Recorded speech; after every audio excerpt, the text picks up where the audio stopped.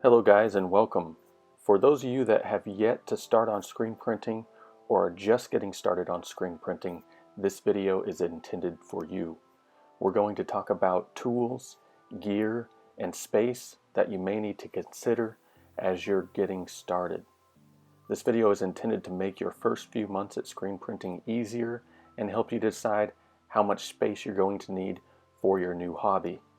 Whether you do it big or small, we'll talk about it all. Let's get started.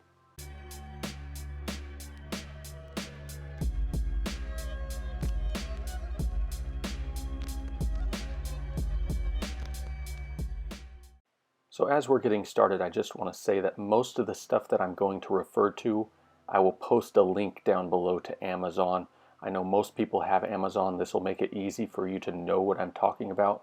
You'll have a place to purchase it if you wish. If you don't have Amazon, just search that item in another store or in Google or something like that. Now the first thing we're going to talk about is the screen printing mesh and the screen printing frame. This is really what gives screen printing its name, and what it is a screen mesh, much like a window screen mesh, stretched over a solid frame. And typically what you're going to see frames that are made of wood, or the other probably more common frame now are frames that are made of aluminum, and they each have their own benefits as far as life and longevity. Now there are varying mesh sizes. The most common mesh sizes are 110 and 156. What those mean, for instance, 110 mesh has 110 threads crossing per square inch. Typically, if you're trying to show fine detail, you want to go with the higher mesh count number. 110 mesh is kind of the standard mesh size, especially if you're just starting out. In fact, I still use exclusively 110 mesh. You don't have to spend a lot of money to get into screen printing. So if you're like me and you like to save where you can, you do have methods to build your own screens. You can view one of those methods on my channel, or just search YouTube for other examples on how to make and stretch your own screens. Now we're going to talk about emulsion.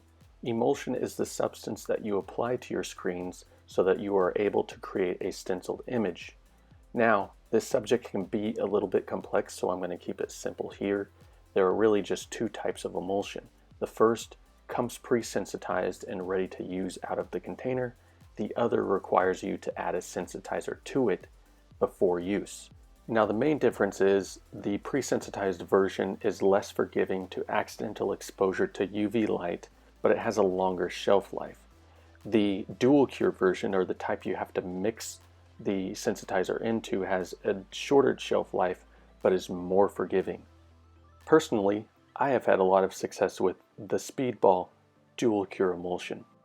In order to coat your screens with emulsion, you are going to need a scoop coater.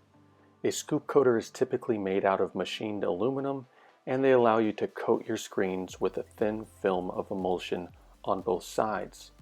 Scoop coaters come in a variety of sizes, and really the size you get is dependent on the size of your screen. And what you want is for that scoop coater to cover the width of your screen. Some very appealing scoop coaters that I don't yet have are these type that have a lid, which makes storing your scoop coaters and your emulsion much easier, as you don't have to empty your scoop coater every time you use it.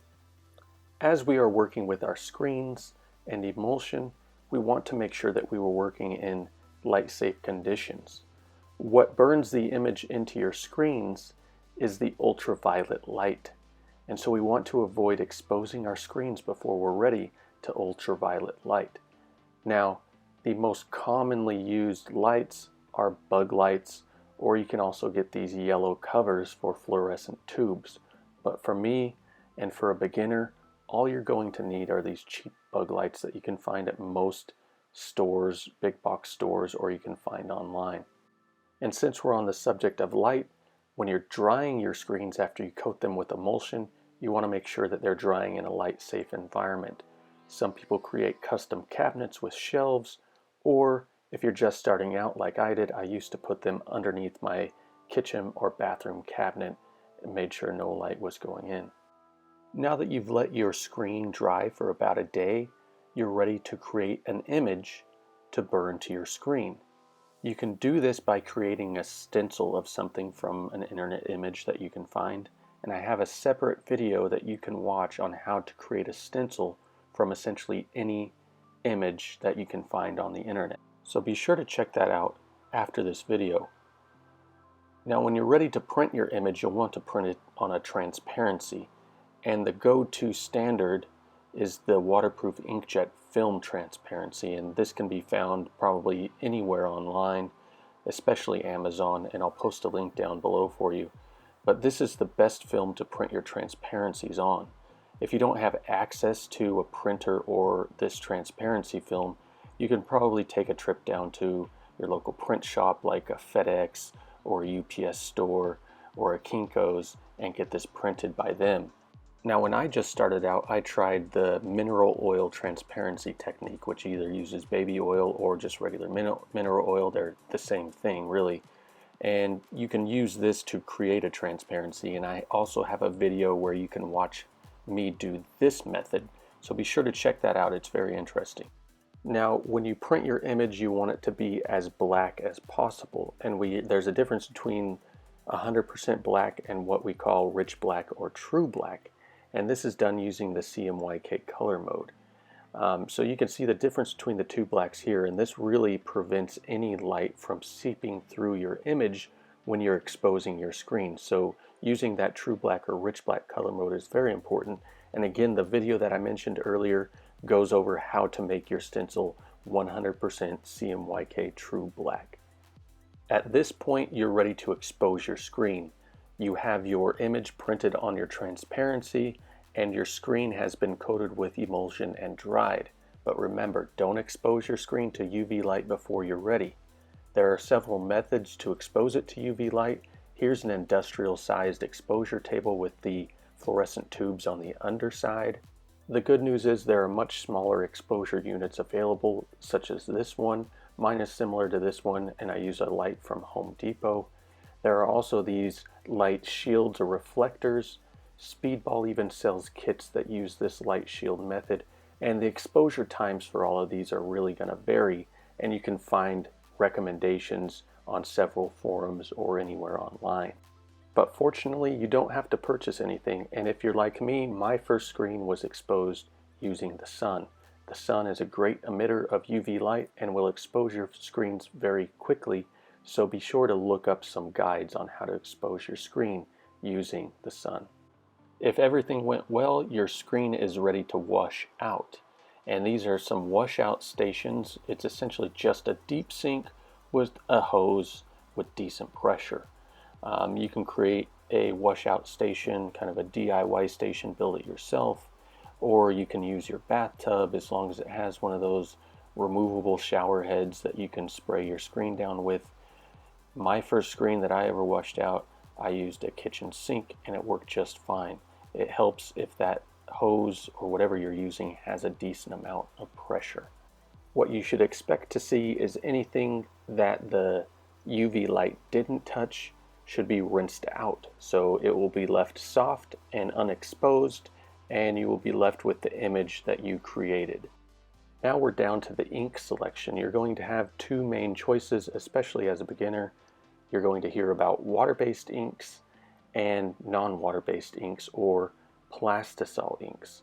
Now your plastisol inks are going to give you more vibrant colors and leave more of a visible surface, whereas the water-based inks are going to seep into the material and give you more of a vintage feel, as you can see here. Next up we have the screen press.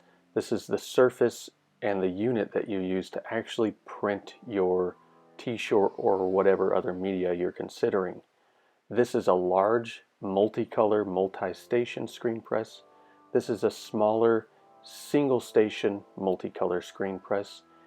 But you don't need anything like this if you're really just doing one color. Really, all that you need is some sort of tabletop or surface, or even the ground if you wanted to print your screens on.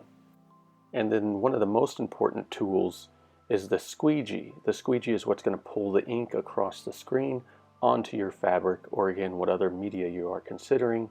Squeegees come in a variety of sizes, And the way you're going to pick your size is typically near the width of your screen or the width of your image. Lastly, what you want to do after you have your t-shirt or other item printed, you want to cure the ink by heating it up, and that's typically around 350 degrees. You can use a large industrial conveyor like this, or something like this. It's a standalone, what's referred to as like a flash cure stand, but you don't need to invest in this early. What you can use is a heat gun that you can find at a local hardware store like this, or if you're really desperate, but I don't recommend this, use an oven. You want to be really cautious about what inks you're putting in your oven, especially if you're also cooking food in there.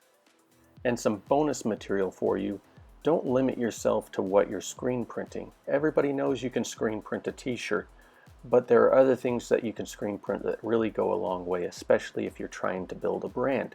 For instance, you can put your logo on the side of a box when you're shipping items, or on the top of a box. And in my opinion, it looks much better than a simple stick-on label.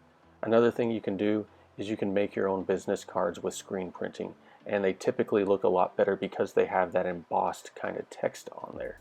And then lastly, you can make those wooden signs that you're seeing everywhere now with whatever saying you want, and these are very easy to do with screen printing methods. Alright guys, thanks for stopping by and watching my video. That's all I have for you in this one. Please subscribe by clicking that image below subscribe for me. It really motivates me to make other videos. And please give me some feedback. Also let me know what kind of videos you'd like to see in the future. Take care.